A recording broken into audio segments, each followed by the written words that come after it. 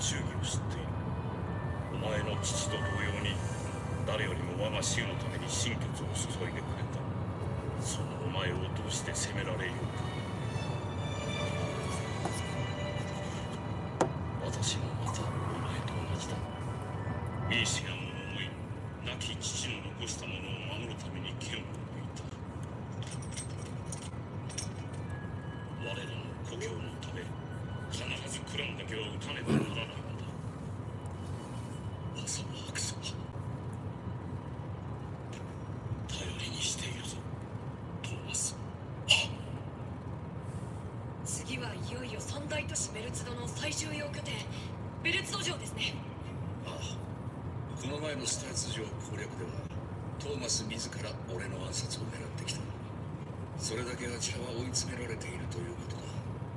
おそらくベルツドではなりふり構わず我々に向かってくるだろう。みんな頼んだぞ。いよいよトーマスさんとの直接対決になるのか。ってことはミレイユさんも。失礼いたします。ベルツド軍長の使者を名乗る者がクラン様に謁見を求めております。ベルツド軍長カンセス・バンドル様の命で参りました。ことつては何だ。こたびの戦ですが休戦とさせていただけないでしょうか。今さら休戦だと。カンセス様はこれ以上の犠牲は出したくないと申しております。つまり負けそうだが降伏はしたくないから休戦にしたいということか。いいえ、犠牲が出るのはクラン様の方です。どういうことだ。我々は大型兵器の開発に成功しました。超大型の触媒機と都市を一撃で消し去ることができるほどの魔法です。その気になればこの辺り一面を焼け野原にすることも可能です。仮にそんなものがあるとしてなぜ使わないのだ。戦に勝つためとはいえ領地を破壊し同胞を殺戮するのは忍びないからです。しかし戦が続き追い込まれれば我々も使わざるを得ません。なので休戦にお願いしに参りました。にわかには信じがたい話だ。少し時間をくれ。あんなのハットリに決まってるって。まあそうですよね。大型兵器について Hey, what's up, everybody? How you doing? 前総督からは何も聞いていない。大体そんな強力 Hey guys, how you doing? ベルツドだけの力では It's snowing out here in Jersey. こんな話信じられるかよ。 I'm watching anime while I'm at work, それだけ無駄かと思います。 staring at the snowfall. よし。 Where are you at? Where are you from? 断ることにする。死者を帰らせろ。 Where are you watching from? This is my first time going live, so I'm trying to learn all the things. いえいえ、 Hey, you guys, what's up? それにしてもあまりにも大雑把すぎる。 It's snowing out here in South Jersey. It's supposed to be snowing for the next like 4 hours. Thanks for the like. Thanks for the thumbs up. 何か別の目的があるんでしょうか。 This is my first time going live, so I'm still trying to see. Is there a comments? Can y'all comment on this? もっと教えてもら Oh, え here ま we せん go. か。 Steve, what's going on here? 急にそんなことを What's up? 敵の立場に立って考えろ。そう教えてくれたミレイユさんじゃないですか。いやまあそうだけど。トーマスさんとミレイユさ Not ん much. どうして軍師になったんですか。 So right now, hold on a second. So right now, we'll be looking at. So I'm in Mount Laurel, New Jersey, and it started snowing around like 6:30, 7 o'clock in the morning. Mount Laurel, New Jersey. So it's been snowing for the past couple hours. Supposed to snow for probably another hour and a half, 2 hours. And we just had some snowplow trucks coming through. It's coming down pretty hard, but it's not really sticking. Like Jersey's really good with like salting, so they've had layers of salt everywhere. So you can see the roads aren't, well, this is a parking lot for a business, so it's not really sticking too much, but we probably got about like maybe 2 inches so far. They said it's supposed to be up to like between 5 to 10 inches. So at this rate, I doubt it's going to be 10. Shout out Shout out. How do you say that? Taco Taco Wrench? Taco Wrench? What's up, Taco Wrench? Steve, I'm in Oklahoma. I had some flurries last night. Yo, Oklahoma, I grew up in Oklahoma. I grew up in Tulsa, Broken Arrow County. Grew up there maybe since I was like, no problem. No problem, Taco Wrench. I was there, yeah, T-Town. I was there from age 2 to age like 7. My parents went to Rhema Bible School, back with Kenneth Copeland and the big giant hand the hand of faith. That's my earliest memories, is being in Oklahoma, going fishing, watching people I can't even say it, noodling. The big open. Well, I was small, so to me, I remember seeing like a big giant like open field with like fireflies. But if I go back now, it's probably like a football field. But to me, it was like just never-ending fields like mountains. Love it there. West 33rd is stomping grounds. Yeah, I don't remember any streets or anything over there. I remember going to an elementary school and we had a tornado go down the street, so we had to do our tornado warning. We were in the hallways. I remember a bird flying over my mom and pooping in her hair. I remember the sandstorms. Is once in a while I get the sandstorms. I'm from Ada though. Yeah, I don't remember any of the counties. All I remember is Tulsa, Broken Arrow County. Don't even remember my address. But I was on the Little League soccer team, the Broken Arrow soccer team. I got pictures of that. I was a goalie, and I remember every time I blocked a goal during a game, I would get a little like soccer ball patch, and I would sew it onto my shirt. And I remember like one year I had like 20 of them. Like I had, again, my little kid age, I probably had 10, but to me it was like a lot. What year? Oh gosh. 83, 84, 5, 6, 7, 88, 89. Probably 80, 89. 89 or 90, 1990.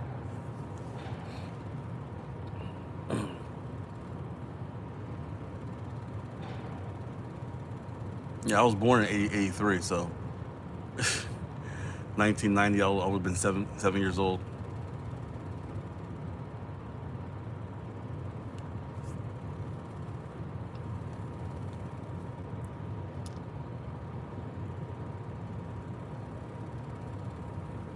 Hey guys, thank you for joining. I see 3 people and 2 thumbs up, 2 likes. That's great. I think I might go live more often. If you guys just came across my page and haven't subscribed or liked, check it out. I do a lot of travel videos. I started posting just old videos I used to travel with, so the editing wasn't the best, but now I got an editing company that I'm working with, and I'm posting some more trips. Last year I went to Cancun in Mexico for a while, it was my solo birthday trip. I just came back from Colombia in December. I was in Cartagena, Colombia. So those videos I'm actually putting together to get edited soon. So hopefully by the end of this month, I'll have that posted. I got a lot going on right now. I'm in the military, National Guard. I'm in graduate school, so I have 2 classes this semester. I'm a tax accountant, so tax season's starting, so I'll be switching from my security job that I'm doing to the tax office. So I'll be doing that. So yeah, I got a lot going on. So trying to get on here and produce content and post is kind of hard, but somebody mentioned if I go live, it kind of helps. I got the followers. I'm not monetized yet, but it's all about the watch hours. So YouTube is suggesting I go live, and people come on and watch. It would be nice. So, yep. How's everybody doing? Where's everybody from?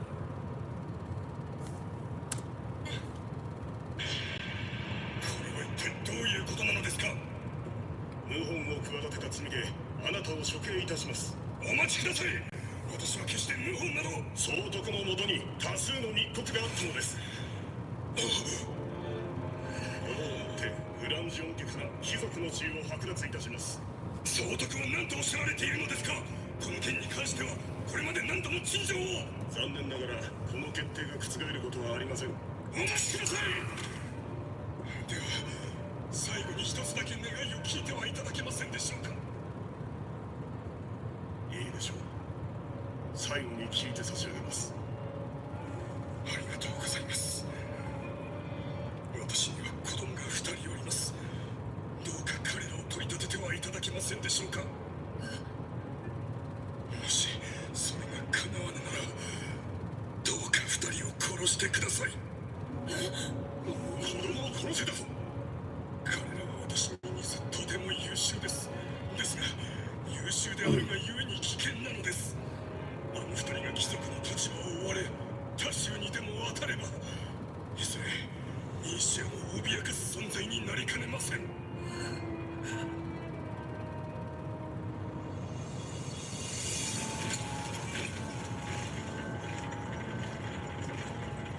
父上は誰かにはめられたんだ。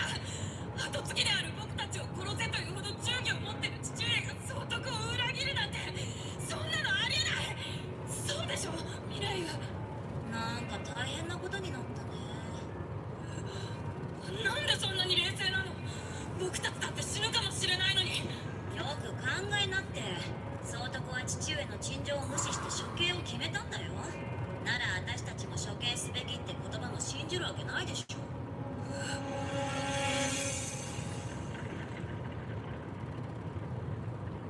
それから父上は Hey guys, how you doing?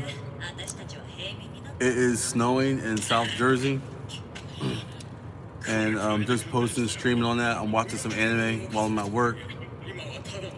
Where are you guys from? How are you guys doing?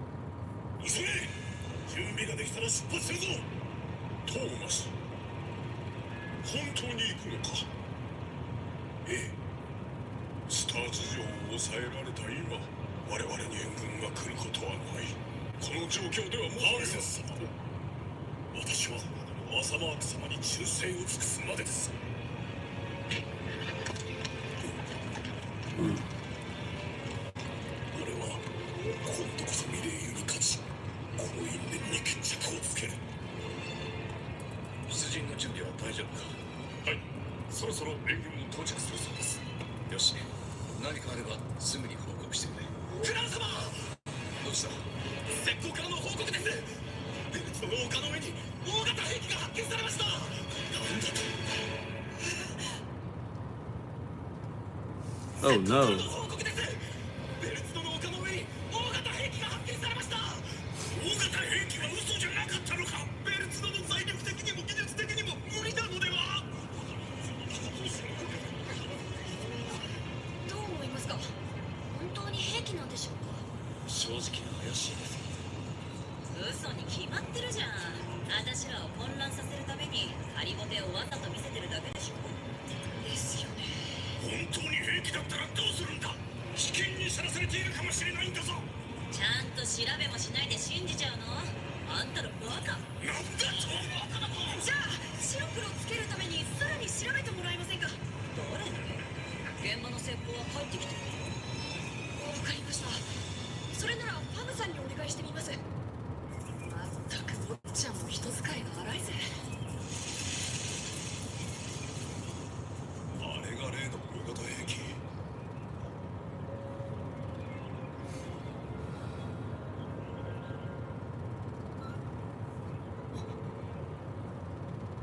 報告がございます。あの大型兵器は偽物でした。詳しく調べたところ、強力な魔法を放つために必要なマルク水のタンクはなく、魔法兵すらいなかったそうです。そうか。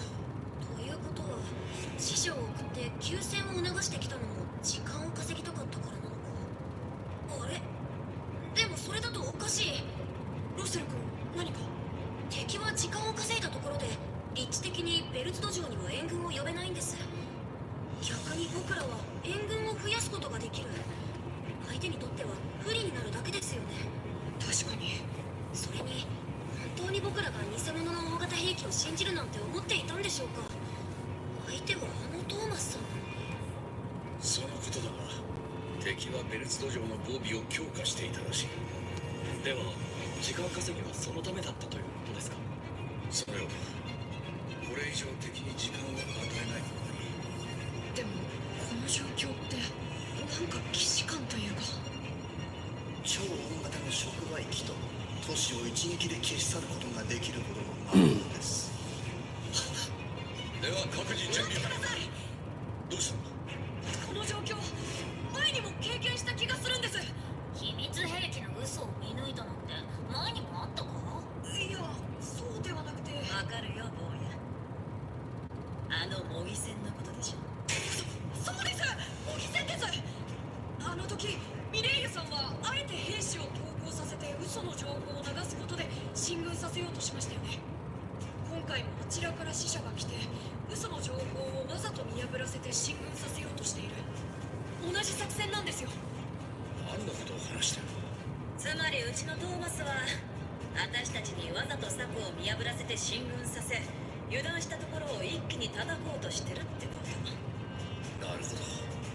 ミレイユの頭脳を知った上での作戦ということか。だとしたら敵は進軍する僕らを伏兵で襲ってくるはずです。ベルツ土壌までの進軍経路の中でも部隊が縦に伸びて伏兵に弱くなるところはここだ。カイの森。おそらく敵はここに潜んでいるはずです。よくやったアルス。これで敵の裏をかけるぞ。いえ、ありがとうございます。では出陣だ。潜伏している敵兵を森ごと焼き放つぞ。は前に私が考えた策を繰り返すなんて、やっぱりまだまだだ。この勝負、また私の勝ちだね。 Hey, how you guys doing? I see you're on. 見極めることが何より重要である。敵の頭脳を測り、その思考を読み解いた者だけが戦いを制することができる。トーマスが率いる敵部隊はミレイユたちの読み通りベルツの近くのカイの森にいた。しかしこの時最も敵を理解していたのはミレイユではなくトーマスであった。見てろミレイユ、お前は俺たちが伏兵を置いたと読み火を放って森ごと焼き払うだろう。勝利を確信してな。だが俺たちは火に反応して誘爆する魔導装置を森の至る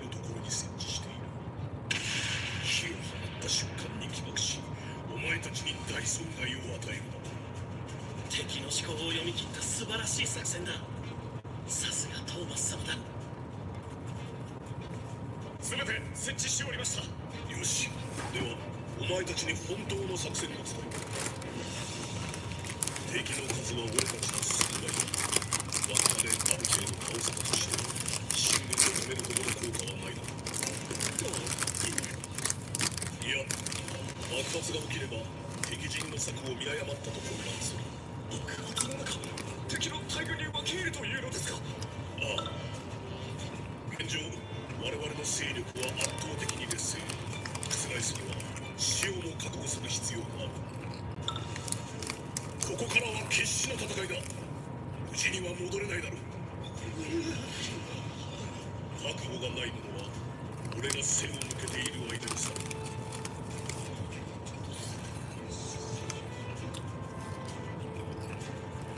危険な作戦だ。敵将の首を取らなければ無駄死になるかもしれない。だがそうか、お前がエドワール・グランジはな。彼は誰よりも我が衆のために心血を注いでくれた。私はエドワールを無実だったと思っている。惜しい人を亡くした。俺はあの時バサマーク様に忠誠を誓った。バサマーク様の勝利のためにできることは何でもやってきた。サムク上での作戦もそうだ。自爆もやむなしと。俺は常に死を覚悟してきた。全てはバサマーク様のため。この忠誠心こそが父の生き方の肯定し、英雄に勝つことにつながる。たとえ誰も残らなかったとしても、俺は一人で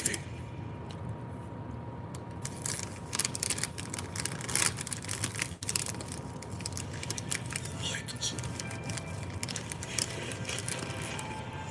トーマス様、あなたがバサマーク様に忠誠を誓っているように、我々もトーマス様に忠誠を誓っております。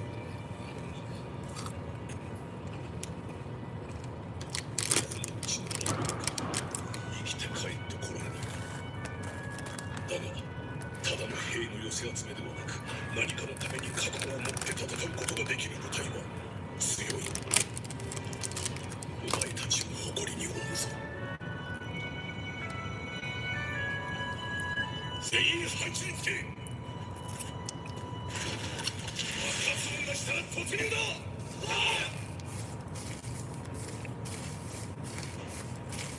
この先が狩りの森だ。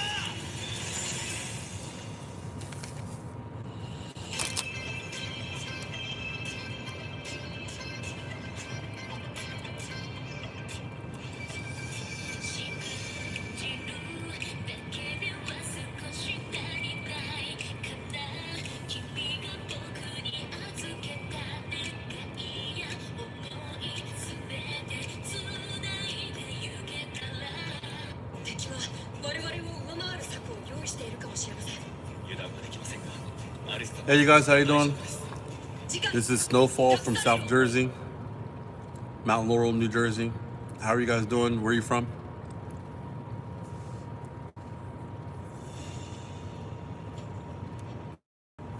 トーマスか。欲しい男だな。私らも行くぞ。はい。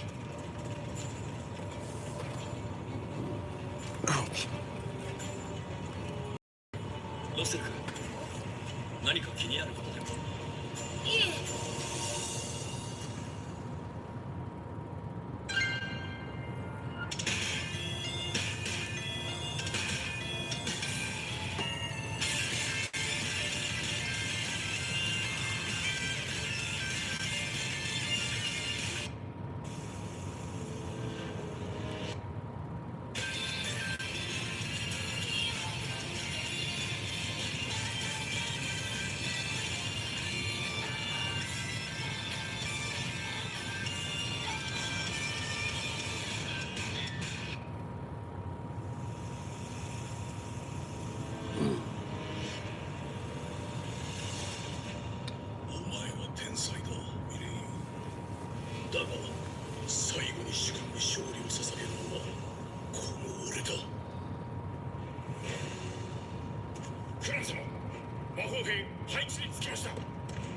よし構えろ。来い。ロセル君、ランベルクの軍師はミレイユさんだけじゃないよ。調子よい。待ってください。どうした被爆しないぞ。敵軍は確かに進軍してきたんだろうな。もう攻撃があってもおかしくない頃ですが。一体何が起きている。海戦ののろしだ。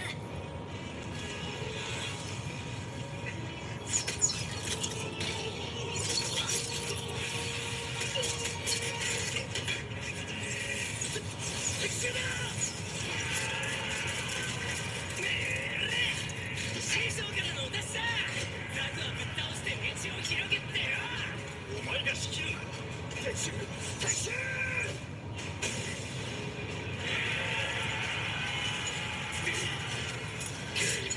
爆破装置を起動させろ。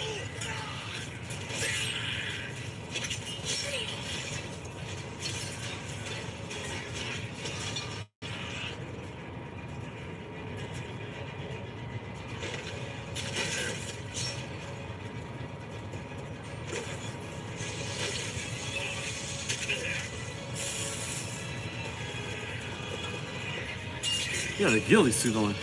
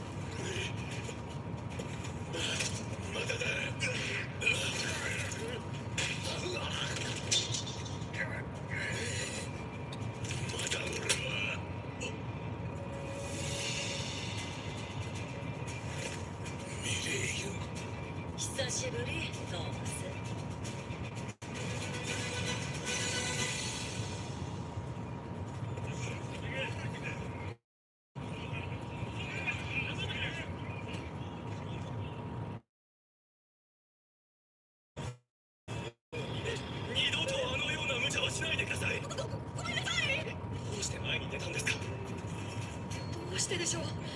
僕なんかよりずっとクラン様の方が強いのも分かってたけど、もしかしたらって思ったら動いちゃって。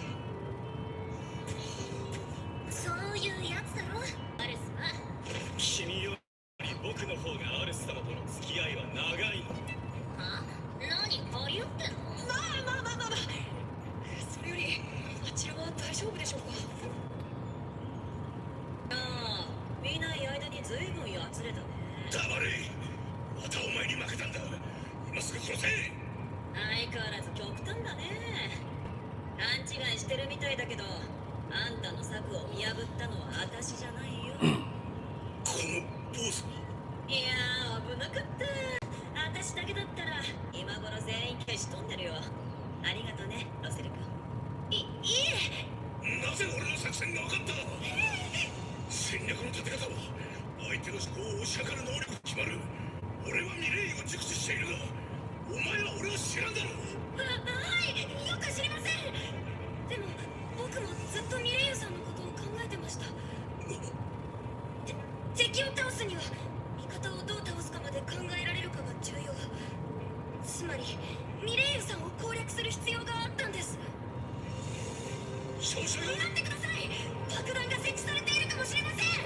結果はロセル君の言う通り。我が弟子ながらさすがだね。あんたは私に勝つことしか考えられず、自分と同じ思考にたどり着く奴がいると思わなかった。やっぱあんたはバカの弟だよ。兄弟だけど敵同士だからやっぱ仲悪いのかな。ホルス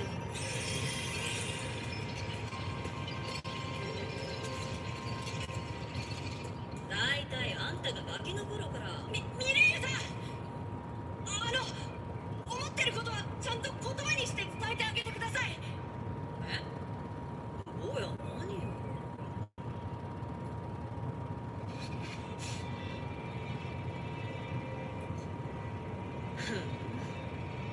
そうだね。今回は私の負けだったよ。でもまあうちの弟子がカバーしてくれたし、トータルでは引き分けかな。まあなんていうか、やるようになったじゃん。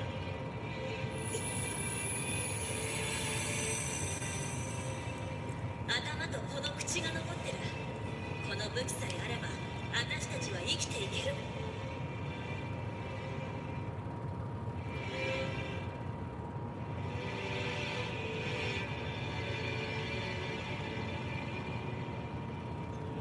結局俺は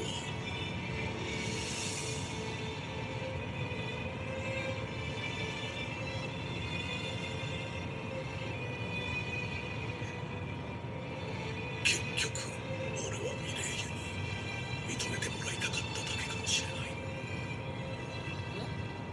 何がおかしい？いや、俺の負けだ。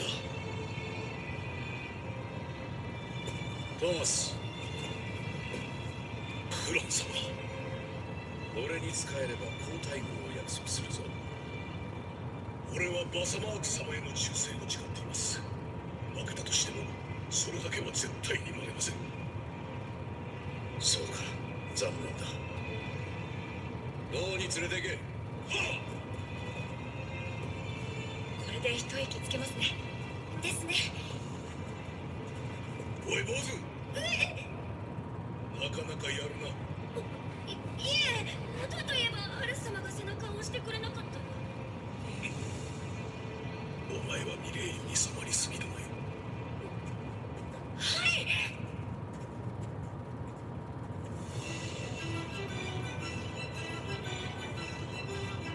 トーマスさんの作戦が失敗したことでベルツ土城は抵抗を諦め降伏に至った。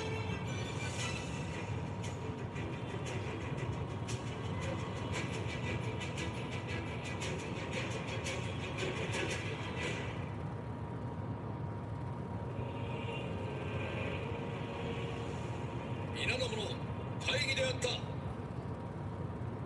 これで我が軍はセンプラー、アルカンテス、ベルツドの三大都市のうち2つを抑えた。皆の働きのおかげである。ここで論功交渉を行いたい。まずはベルツド軍とサムク軍に新たな軍長を置こうと思う。ブレードル、すまんが一旦サムク軍長の任を降りてもらうぞ。どうぞご随意に。どちらの領地もこの先の戦いでも重要な拠点だ。一体クラウスムは誰にこの地を任せるんだろう。ルツォ軍長にはルメイル・パイです。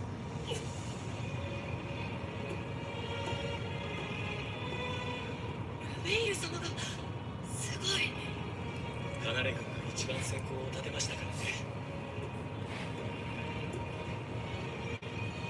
サムク軍長にはリューパ・ルーズとも任命する。へえ、交渉もリューパを取り立てるか。今後敵の降伏を流す悪くない人事政策だけど、波風立てちゃうよね。でもリューパ様ならきっとうまく務められるでしょう。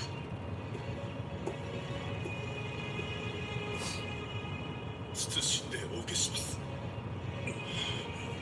ふさわしい人選だと思います。でもそうなるとカナレはどうなるの？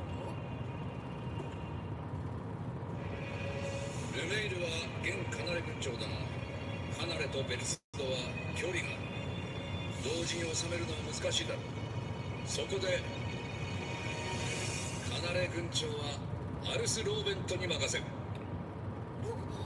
ア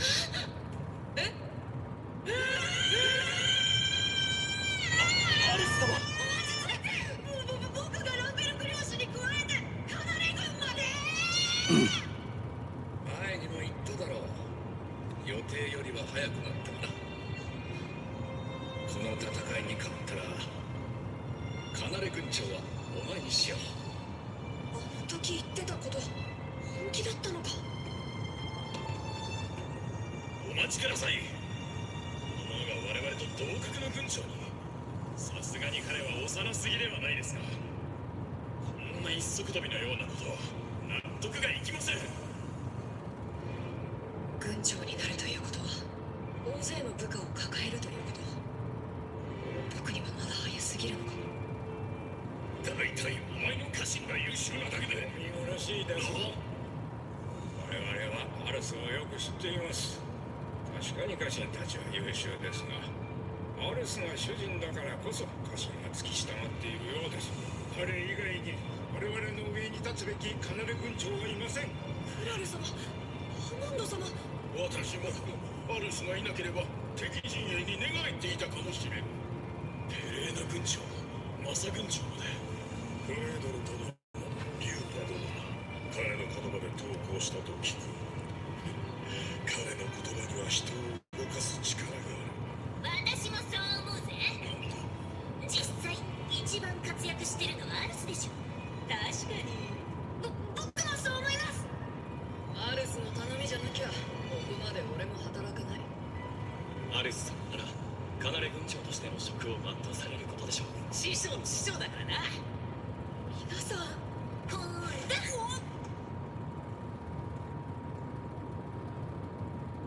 クライ様、改めましてカナレ軍長のお役目務めさせていただきます。任せたぞ、アルス。はい。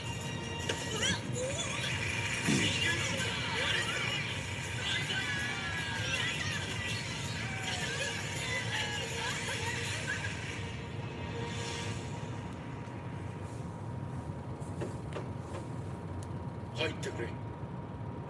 失礼します。来たか、アルス。ルメイル様がお部屋に呼んでくださるなんて珍しいですね。嬉しいです。戦続きでゆっくり話すこともなかったな。改めてこたびの昇進、本当におめでとうございます。そのことだが、実はあまり喜べないのだ。皆が祝ってくれる手前、あの場では言えなかったがな。なぜですか？ベルツド軍長になる覚悟が、いや、カナレ軍を手放したくないのだ。ベルツドは町の規模も資源もカナレ軍とは比べ物にならないほど恵まれている。本来ならありがたい話なんだがな。私はカナレで育った。先祖代々受け継いできた土地でな。一人でも多くの領民のため努力してきた。それでも足りず、まだ努力を続けていくつもりだった。本音を言えば、縁のないベルツドの地より故郷を見続けていたい。メイル様。だがたった一人私の領地を任せられる人物がいる。お主だ、アルス。私は戦を通してそなたとランベルクの活躍を見てきた。そなたらが信頼し合って成長する姿を見て、私が目指すカナレの未来をランベルクに感じたのだ。アルス、そなたはカナレをより良い土地にすることができるか。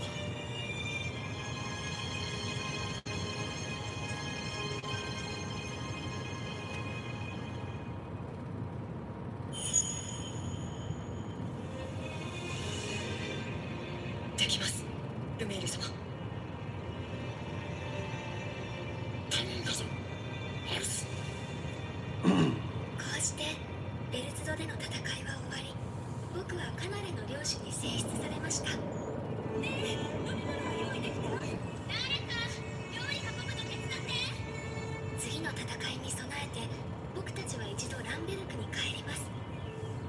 この手紙が届く頃にはカナレを通過している予定です。もう少し待っていてください。あ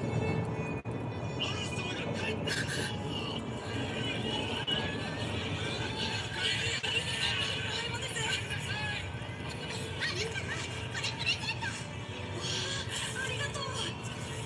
少し見ない間にたくましくなったわね。そうですか。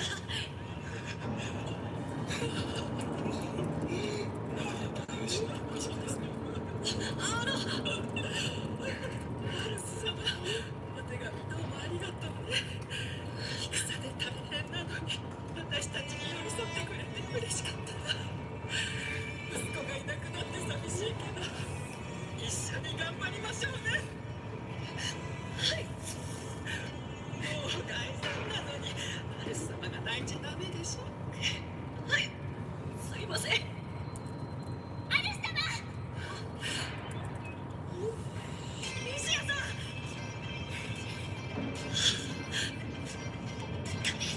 神の前なのよリシア。亡くなられた兵士のご家族もいる。領主の妻として恥ずかしくないよ。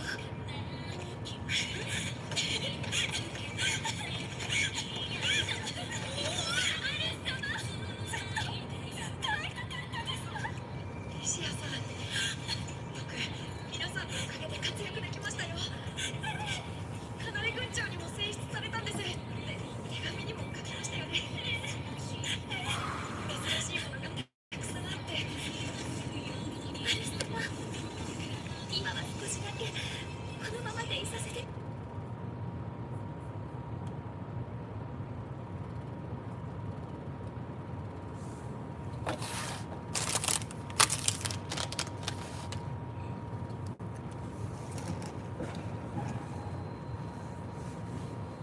How you doing?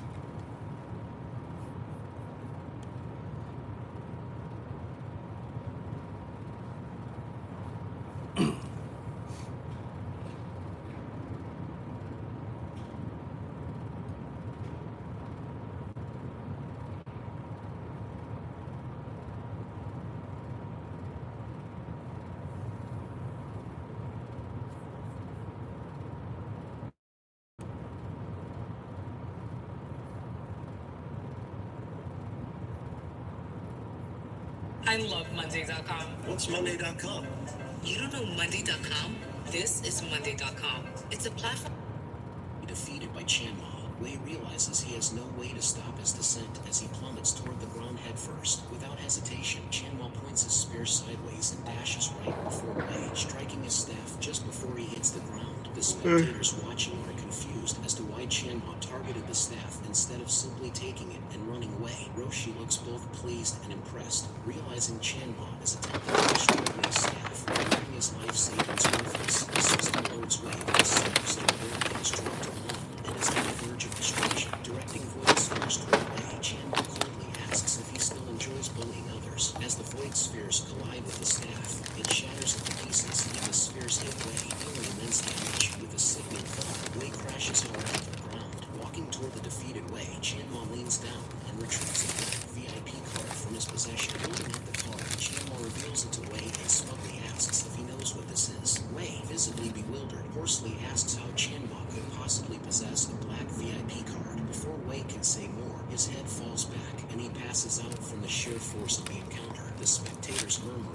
amongst themselves, unclear about the significance of the black card, until one of them reveals its second only to a red card. That same individual informs the crowd that Chanma is actually the top graduate from Hebei Province, with an unparalleled SSS rank potential rating. Roshi, pointing angrily at Chanma, demands to know why he didn't use the black card earlier when he already had it. Chanma pats her head affectionately and explains that he wanted Wei to take the bait, which is why he withheld the card initially. Blushing furiously, Roshi turns away, warning Chanma in a sharp tone never to touch her head again. The receptionist from the front desk appears, apologizing profusely to Chanma and presenting him with a gift box as an apology. The receptionist, clearly terrified, worries that his earlier disrespect towards someone of Chanma's stature might cost him dearly. Opening the gift box, Chanma discovers Sun and Moon Demon scales, perfect for upgrading his full and light 1,000-bladed umbrella. Handing the receptionist a list of materials, Chanma instructs him to notify him if any of the items appear in future auctions, and the receptionist agrees eagerly. With that, Chanma and Roshi walk away as the receptionist bows repeatedly in respect. Walking alongside Chanma, Roshi fidgets nervously with her clothing, lost in deep thought. Noticing her unease, Chanma asks if something is bothering her or if she has anything on her mind. With tears welling in her eyes, Roshi reveals that she will be returning home for a while and asks if Chanma will miss her. Reluctantly, not wanting to hurt her feelings, Chanma admits that he will indeed miss her. Out of nowhere, Roshi kisses Chanma on the cheek, leaving him utterly stunned. Turning to leave, Roshi warns Chanma not to seek out any other girls while she is away. Touching the spot where Roshi kissed him, Chanma blushes slightly, caught off guard by her sudden gesture. The next day, Chanma spends time in an alchemist's lab, crafting potions and gaining 10,000 experience points, allowing him to upgrade to intermediate herbalism. Smiling with satisfaction, Chanma remarks that the 80% experience boost is remarkable and feels the 400 gold spent renting the lab was well worth it. That evening, he ventures to the outskirts of Thunder City, specifically Nightfall Town, where level 25 elite monsters emerge after sunset. Equipping his umbrella weapon, Chanma readies himself to hunt any monsters that cross his path. Transforming the umbrella into a staff, he summons his army of monsters and orders them to gather every creature in the town. Following his command, the summoned creatures scatter in all directions. Rounding up monsters, Chanma moves forward and halts at a strategic point, preparing for the next phase of his plan. He commands his summons to converge at the central plaza and keep the monsters occupied while he advances toward the final room. Minutes later, Chanma leaps from a building window with spirit monsters chasing closely behind him. Landing gracefully on the ground, he hears the monsters crash violently beside him. Tossing a large net over the spirit monsters, Chanma traps them and activates his voyage boots while drinking a swiftness potion to increase his speed. Meanwhile, Chanma's summons have successfully attracted hundreds of spirit monsters, encircling them tightly. Chanma drags the captured monsters to the plaza and throws them into the center of the gathering crowd. Standing behind the spirit monsters, Chanma summons a massive ice wall to seal their escape. With the monsters trapped, he uses a grappling gun to pull himself to a safer height above the battlefield. From his elevated position, he summons a quantum bomb and hurls it directly into the heart of the spirit monster horde. The bomb detonates with a massive explosion, unleashing a devastating wave of energy that engulfs every monster in its range. As the dust settles, the outcome, Chanma clenches his fist in triumph, relishing the results of his strategy. He notes that stealing the quantum bomb from the old temple was worth it, as it boosted his experience gain by 40%. The defeated spirit monsters began to revive slowly, hinting at the cyclical nature of their existence. Chanma summons the quantum bomb again, preparing to farm the freshly respawned monsters for additional rewards. Chanma is resting atop a tall structure, enjoying the shade provided by a tower-like design. As he takes a break, summoning the system, he examines his stat page and discovers discovers that he has impressively leveled up to 25 in just a single night. After distributing his newly earned stat points, he now boasts 79 strength points, nearing his agility stat of 107 points. Leaping from the building, he soars downward, determined to continue grinding for experience before reporting to his new university in 4 days. After an entire day dedicated to honing his leatherworking skills, Chanma successfully accumulates 10,000 experience points, achieving the intermediate level in leatherworking. Later, he visits a library and requests the intermediate leatherworking book, eager to upgrade his skill immediately. Just then, a man approaches Chanma, praising his talent for achieving intermediate rank in both alchemy and leatherworking. The other patrons in the library recognize the man as Gao Jin, the president of the Profession Association in Thunder City. Unaware of Gao Jin's identity, Chanma directly asks who he is. Gao Jin smiles and introduces himself, extending his hand and inviting Chanma to join the Profession Association. Turning his back to Gao Jin, Chanma bluntly refuses the offer, shocking Gao Jin with his audacious tone. Before the crowd, Gao Jin offers Chanma a representative position and a 15% discount at all shops on the Apocalypse.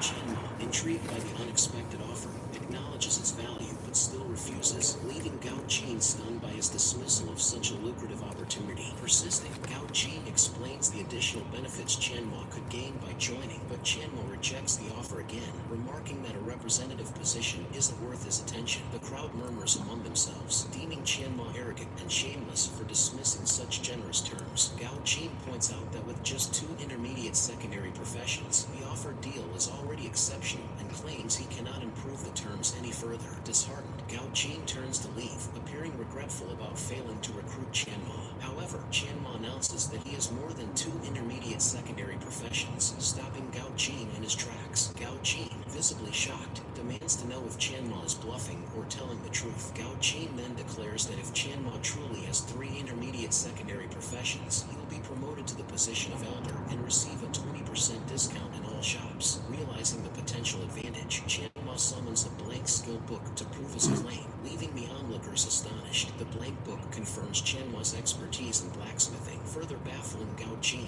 and the crowd. Gao Jin, still in disbelief, admits that Chanma's accomplishments in blacksmithing surpass his own. The two then leave the library and chat as they continue on their way. Pointing toward the association headquarters, Gao Jin leads Chanma to the building, promising to grant him the Elder's emblem. On the way, Chanma asks about the relationship between the Blacksmith Association and the Profession Association. Gao Jin explains that the Blacksmith Association separated from the Profession Association due to their pride in their trade. Gao Jin secretly hopes that Chanma's talent might someday help mend the rift between the two organizations. They soon arrive at the Profession Association building and enter a conference room where Gao Jin introduces Chanma to the gathered members. Gao Jin excitedly announces that Chanma will join the association as an elder, leaving the members visibly stunned. Qin Yongchan, an advanced alchemist and current elder, opposes the decision, arguing that elder positions should not be given away lightly. With a sharp tone, Chanma mocks Yongchan and the other elders, comparing them to frogs in a well for speaking without understanding his skills. Outraged, Yongchan calls Chanma an arrogant brat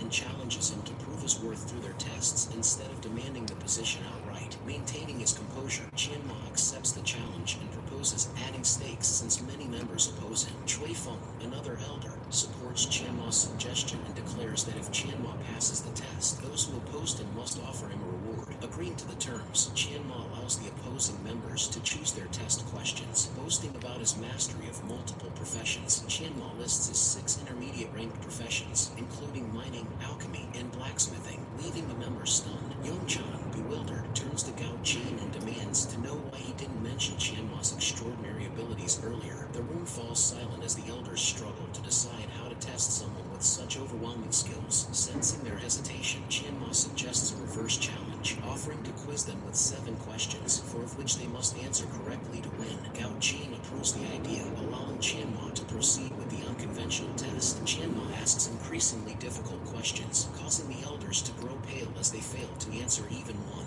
Laughing nervously, Chanma realizes he has won the challenge effortlessly. The defeated elders, including Yongchan, sweat profusely, recognizing Chanma's unmatched talents. Gao Jin rewards Chanma with the Fruit of Ability, a priceless item worth thousands of gold coins. Accepting the gift, Chanma bows and thanks Gao Jin for the generous reward. Turning to the elders, Chanma reminds them of their promised gifts, further showcasing his audacity. Speechless, the elders realize they have no choice but to keep through a forest, wearing the Elder's emblem, a cross-shaped locket around his neck. Checking his inventory, he marvels at the treasures he collected from the Elders, each one a priceless artifact. With only 3 days left before his university begins, Chanma decides to leave the Apocalypse continent. Suddenly, the system announces that upgrading 6 secondary professions and obtaining the Elder's emblem has advanced his transformation system to level 4. The system also unlocks ability 2, allowing Chanma to transform the effects of crafted potions into passive skills. All of Chanma's passive skills, including Gatling Gun, Wide Sweep, Ripple Smash, Void Sphere, and Critical Hit, are upgraded to level 4, realizing that advancing his secondary professions strengthens his transformation system as well. Chanma is visually pleased. Chanma's current level is 25, and his battle power totals an impressive 26,021. Reviewing his stats, Chanma feels satisfied with his progress and decides not to rush into transforming his new ability just yet. He reasons that since he has only recently learned intermediate alchemy, there is room to improve his recipes, so transforming his ability now might lead to regrets later. Ready to return, he approaches the portal and extends his hand toward it. Upon arriving at Jian City College, Chanma notices that the premises are unusually crowded with students despite it being summer vacation. One of the students spots Chanma and excitedly shouts to inform others of his presence. In an instant, Chanma is surrounded by enthusiastic junior students, many of whom are clamoring for his autograph, and feeling overwhelmed, he disappears in a puff of dust and smoke. He quickly retreats behind a nearby bush to hide and catch his breath. However, he is startled when someone suddenly appears behind him and calls out to him. Turning around, Chanma realizes it is Yen Min and asks why so many extra students are outside and acting so excited. With a short laugh, Yen Min explains that these are new students who have come to register because of Chanma's fame. Yen Min then turns and invites Chanma to follow him, saying they have prepared some gifts for him. As they walk, 2 party poppers suddenly go off, covering Chanma's head and face in colorful confetti. Led by Yen Min, the staff and teachers have gathered to bid Chanma farewell and express their gratitude to him. Brushing confetti off his hair, Chanma thanks the teachers but asks them not to repeat such surprises in the future. Yen Min produces a property certificate, explaining that the college pooled funds to purchase a place for Chanma to stay since he will soon move to the capital for university. Along with the property papers, Yen Min hands Chanma plane tickets, a boarding pass, and any other documents he might need. Holding the property papers and documents, Chanma cheerfully thanks the teachers and Yen Min for their generous support. Yen Min urges Chanma to visit them whenever he can and assures him that the college will always stand behind him, no matter where he goes. Once again, Chanma expresses his gratitude to the teachers and Yen Min, bowing respectfully before them. As he turns to leave, Chanma promises that when he returns, his name will resonate across the entire nation of Sia.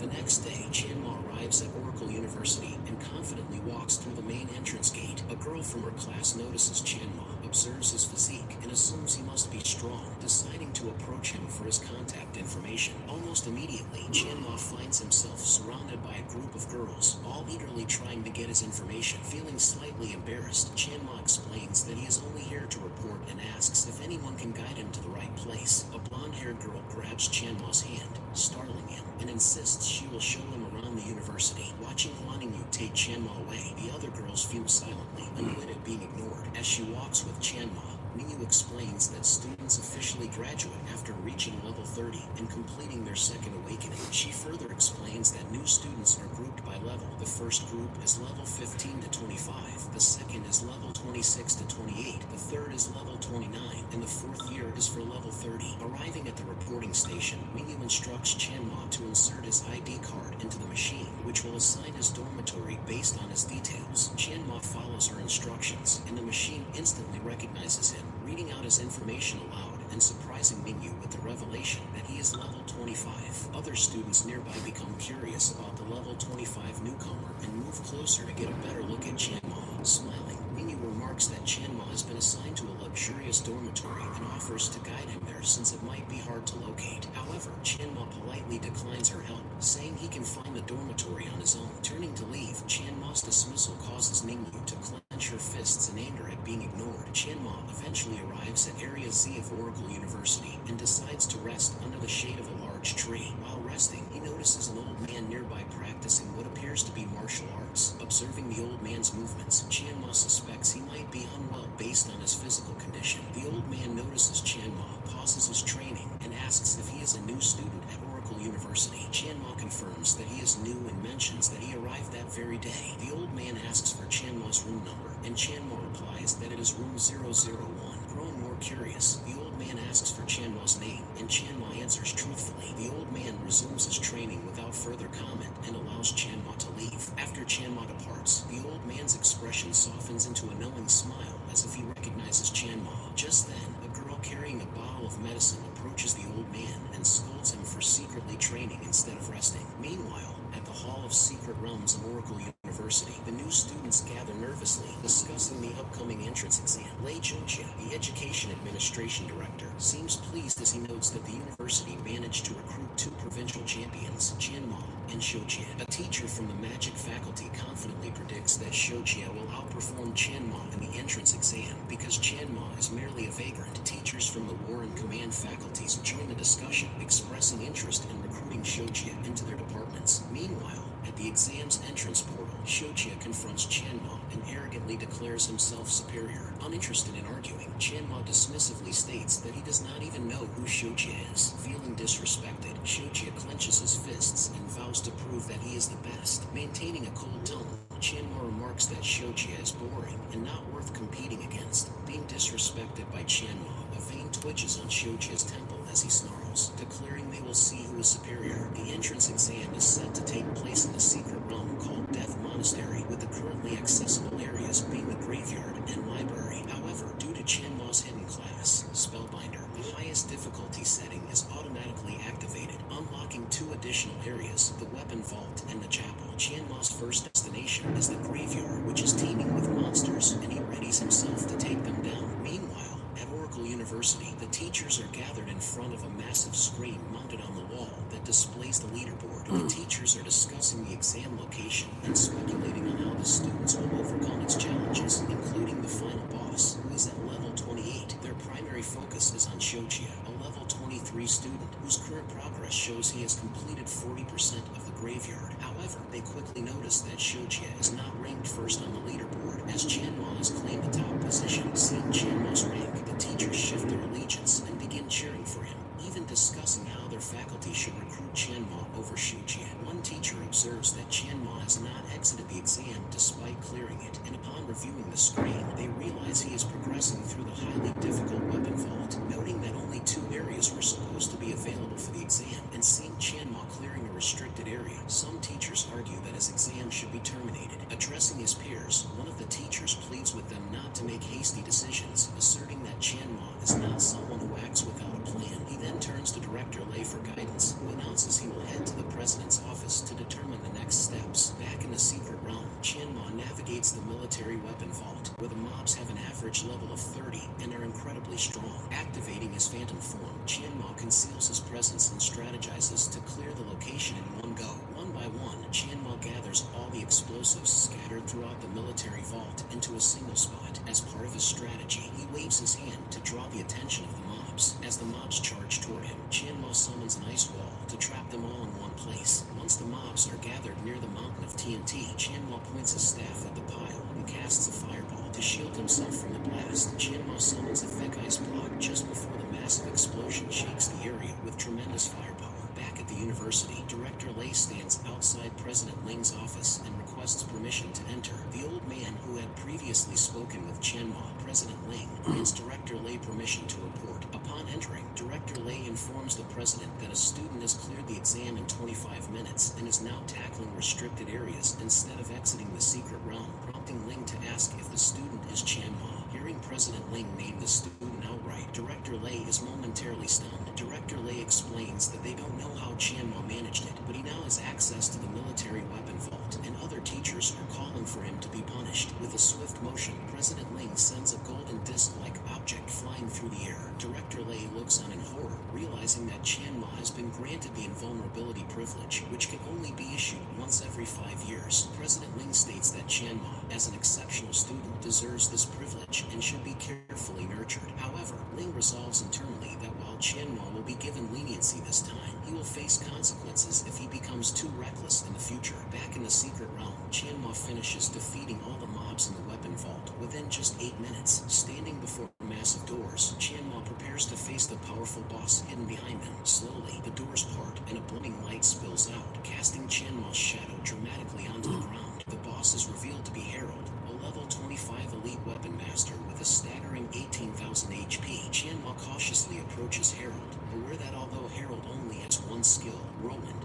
devastatingly overpowered. Summoning his staff, Chanma conjures a void sphere as he prepares to launch the first attack. Aiming his staff at Harold, Chanma sends the void sphere hurtling toward him. The sphere explodes upon impact, dealing Harold 801 points of damage. Leaping into the air, Harold declares he has been waiting for a true challenge before lunging at Chanma with his weapons raised high. Equipping his voyage boots, Chanma dashes backward just as Harold initiates his deadly whirlwind attack. Like a spinning top, Harold begins whirling around, moving erratically through the room as Chanma skillfully evades him. Once Harold's whirlwind goes on cooldown, Chanma seizes the moment to switch to his gun and fire at Harold. This assault cuts Harold's HP in half, pushing him into a berserk state and triggering his limitless whirlwind. Now spinning at an even faster, hurricane-like speed, Harold becomes far more aggressive and difficult to counter. Choosing not to dodge this time, Chanma resolves to confront Harold head-on, unleashing physical attacks despite the relentless spinning. Pausing mid-battle, Chanma drinks a potion to heal his injuries and restore his HP. Immediately after, he resumes his offensive, attacking Harold without pause. Sticking to his strategy of attacking and healing in intervals, Chanma gradually gains the upper hand. After a prolonged and grueling fight, Chanma lands a final, decisive strike with his spear, defeating Harold.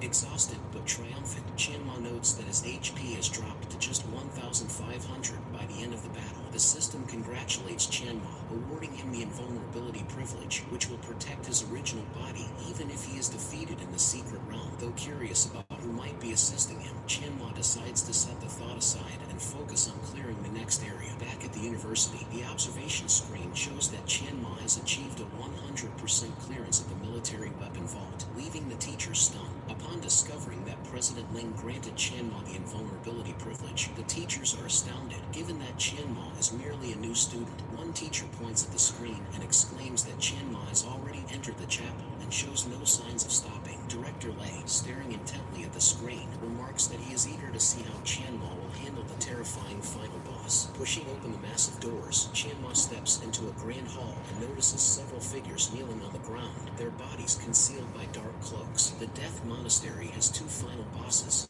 Scarlet Commander Mograine, seated on his throne, and his wife, who resides in a room behind him. Activating Phantom Form, Chanma becomes undetectable and stealthily moves into the dungeons, eliminating the guards stationed there. Knowing he will face two level 28 bosses simultaneously, Chanma ventures to the dungeon to rescue someone who can aid him. That person is a man who is currently shackled and chained within the dungeon. Approaching the prisoner, Chanma addresses him as Fairbanks and asks if he seeks revenge. With a bruised face and hollow eyes, Fairbanks weakly inquires if Chanma can truly help him. With a single swing of his sword, Chanma severs the chains binding Fairbanks, granting him freedom. In Chanma's previous life within the game, Fairbanks was a hidden NPC who could either be slain for rewards or saved to become an ally in battle. Chanma chooses the latter and, using a priest's basic skill, begins healing Fairbanks' numerous injuries. Within moments, Fairbanks feels his wounds vanish and his body restored to a stronger, more youthful state. Bowing before Chanma, Fairbanks expresses his gratitude and pledges his loyalty, while Chanma instructs him to stay hidden and only intervene upon hearing the second boss's voice. Having secured Fairbanks' help, Chanma returns to the hall, deactivates Phantom Form, and is immediately spotted by the disciples kneeling on the ground. As the disciples lock their gaze on him, Chanma dashes toward a nearby pool of water, with the disciples chasing after him. Diving into the pool, Chanma submerges himself, prompting the disciples to follow him into the water. Seizing the opportunity, Chanma leaps out of the pool onto solid ground, leaving the disciples trapped in the water. Pointing his staff at the pool, Chanma casts Frostbind, instantly freezing the entire pool and immobilizing the disciples within it. Witnessing such brilliant execution of tactics and skills, the teachers back at Oracle University are left utterly astonished. Back in the fight, Chanma summons a blazing ball of magic above one hand while conjuring two void spheres with his staff in the other. He then launches both attacks simultaneously at the frozen disciples, dealing massive damage and eliminating them instantly. Observing Chanma use two void spheres within 5 seconds, the teachers are bewildered as the skill's cooldown is supposed to be 15 seconds. With the minions defeated, Chanma steps into the room of the first main boss. Holding his spear tightly, Chanma cautiously approaches Mograine, who remains seated on his throne.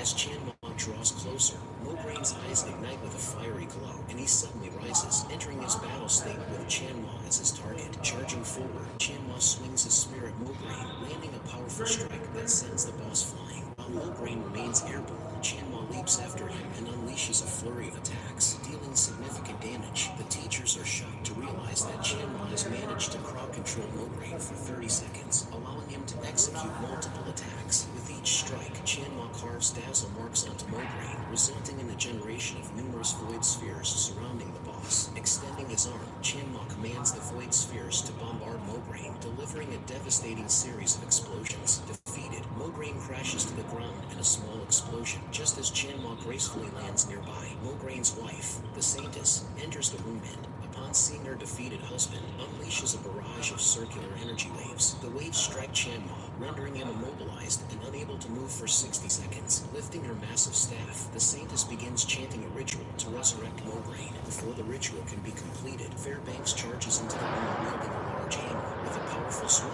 Fairbanks strikes at the Saintess, forcing her to evade and interrupting the resurrection ritual. Glaring at the Saintess, Fairbanks vows to make her pay for the years of torment she inflicted on him. Meanwhile, Chanma remains immobilized, with 10 seconds left before he regains movement. Turning her attention to Chanma, the Saintess angrily accuses him of freeing Fairbanks and vows to destroy him. As the Saintess prepares to cast the spell at Chanma, Fairbanks launches at her again, hammer raised high. At that precise moment, Chanma's immobilization ends, allowing him to move freely once more. Taking advantage of the Saintess' distraction with Fairbanks, Chanma charges at her from behind, transforming his staff into a longsword. Meanwhile, the teachers remain awestruck at Chanma's flawless strategy, noting how he fights the bosses as though he has done it countless times before. Smiling widely, Director Lei expresses his admiration, stating that Chanma is living up to the high expectations set by President Ling. At the same time, Xiujie emerges from the secret room and smartly announces that he is the first to finish. Laughing confidently, he believes he has secured first place in the entrance exam, mocking Chanma for still being inside. However, noticing that the teachers are ignoring him, Xiujie begins to suspect something is amiss. Turning to look at the observation screen, Xiujie sees Chanma battling the final bosses in the chapel and collapses in shock, stammering in disbelief. Do you love voting? Well, Freedom Boat Club makes voting easier than ever. At Freedom Boat After defeating the priestess, Chanma sets a record by clearing the Death Monastery in just 1 hour and 40 minutes. President Ling looks proudly at Chanma's achievements, feeling hopeful that Oracle University, which had been in decline, will now regain its. At that moment, his granddaughter, Ruoshi, enters the room carrying a tray of medicine for him. As Ruoshi sets the tray on the table, President Ling picks up the bowl and asks how long she plans to stay, to which she replies about 10 days. Taking a sip from the bowl, President Ling teasingly asks if Ruoshi has found someone she likes now that she's grown up, making her blush furiously. Sweating nervously, Ruoshi stammers that she's not interested in such trivial matters just yet. Picking up Chanma's student file, President Ling remarks that he has found a good match for Ruoshi, noting Chanma's handsomeness and talent. Suddenly, Ruoshi turns on her heels and runs away, shouting that she can take care of herself and will find someone on her own. Smiling to himself, President Ling concludes that Ruoshi must already have someone in mind, judging by her flustered reaction. Exiting the university building, Ruoshi lets out a sigh of relief, feeling like she just dodged a bullet. However, President Ling shouts down from his office window,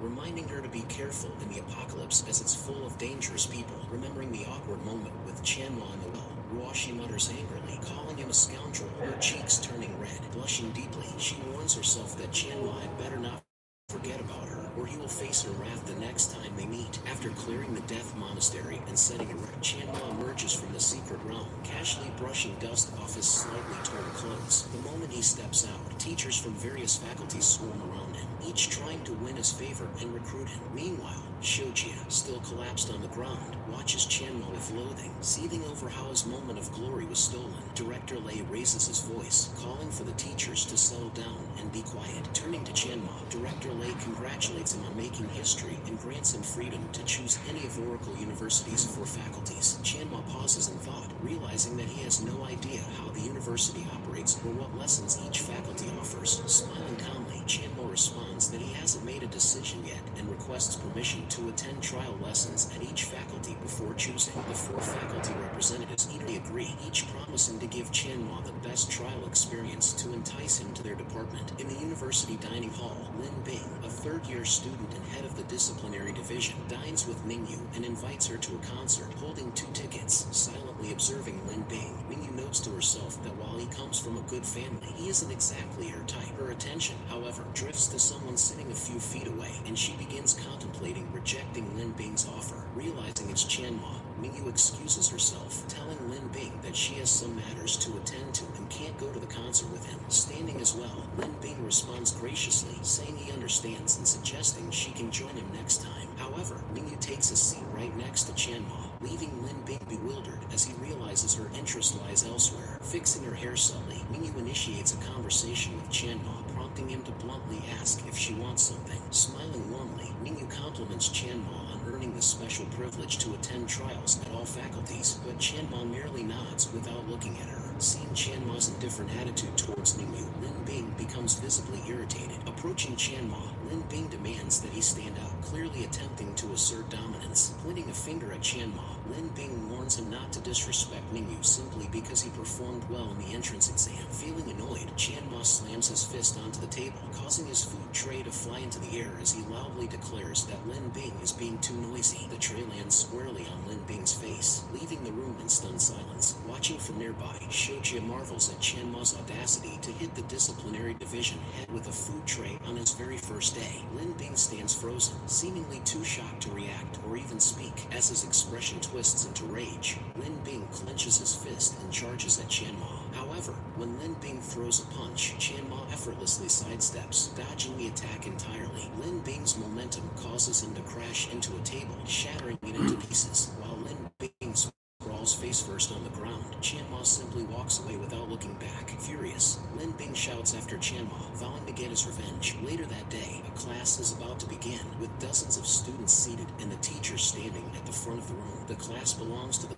battle faculty, and the teacher, Gan Yanghui, appears displeased to see Chanma attending as an observer, perceiving it as disrespectful. Chanma sits with an expression of utter boredom, clearly unimpressed with the lesson. He finds teacher Gan's explanations to be outdated and overly conservative, lacking innovation or depth. Deciding that the battle faculty isn't for him, Chanma slams his book shut and stands up to leave. Seeing this, teacher Gan demands to know where Chanma thinks he's going in the middle of the class. Ignoring him, Chanma continues walking up the stairs and heads for the exit. In an instant, teacher Gan teleports in front of Chanma, glaring down at him and demanding a valid explanation for his disrespect. Shrugging nonchalantly, Chanma responds with a sly grin, saying that teacher Gan himself is the reason. Chanma boldly states that teacher Gan is stuck in outdated methods and has been leading students astray with his teachings. Teacher Gan, visibly trembling with rage, struggles to contain his anger after hearing such disrespect. Two students in the classroom stand up in defense of teacher Gan,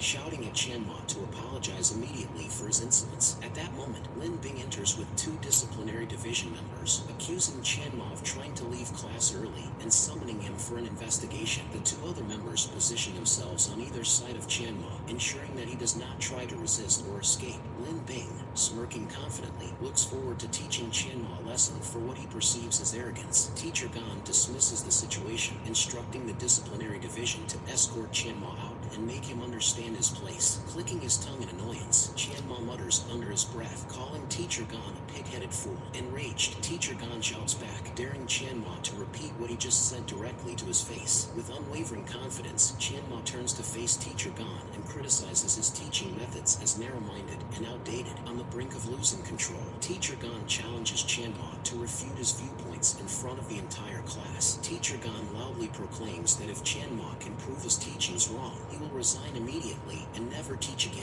Chanma counters by pointing out that the 3-to-1 ratio of strength to physique prescribed for the Berserker class is fundamentally flawed. Picking up a piece of chalk, Chanma begins illustrating his argument on the blackboard with precise calculations. As Chanma's explanation unfolds, the students in the classroom realize that he is correct and spot glaring errors in teacher Gan's teachings. Chanma further critiques the claim that attack speed is less important than critical rate, arguing that this notion is also flawed. After presenting his evidence, Chanma turns to address the class, giving a brief yet impactful lecture to solidify his points. Having finished his demonstration, Chanma asks Teacher Gon if there is anything else in his teachings that needs to be corrected. Unable to handle the humiliation, Teacher Gon collapses to the ground, utterly shaken that a first-year student outperformed him. At that moment, other student union members enter the classroom, accusing Lin Bing of insulting the entrance exam champion and ordering him to follow them. Two students step forward, grabbing Lin Bing by the arms to escort him out of the classroom. As he is dragged away, Lin Bing screams in frustration, vowing revenge against Chanma for his humiliation. Within hours, news spreads across the university about Lin Bing's suspension for offending Chanma and Teacher Gon's resignation. Walking beside Chanma, Director Lei expresses his admiration, acknowledging that Chanma is truly exceptional. Director Lei assures Chanma not to worry, explaining that Lin Bing and his associates were already under President Ling's scrutiny. Hearing the name Ling, Chanma is suddenly struck by a wave of anxiety, recalling that Ruoshi also shares the surname Ling. He convinces himself that it must be a coincidence, reasoning that many people in the world could have the same surname. Entering the office, Chanma is greeted warmly by President Ling. Chanma immediately recognizes President Ling as the elderly man he saw training during his first day at the university. Feeling reassured,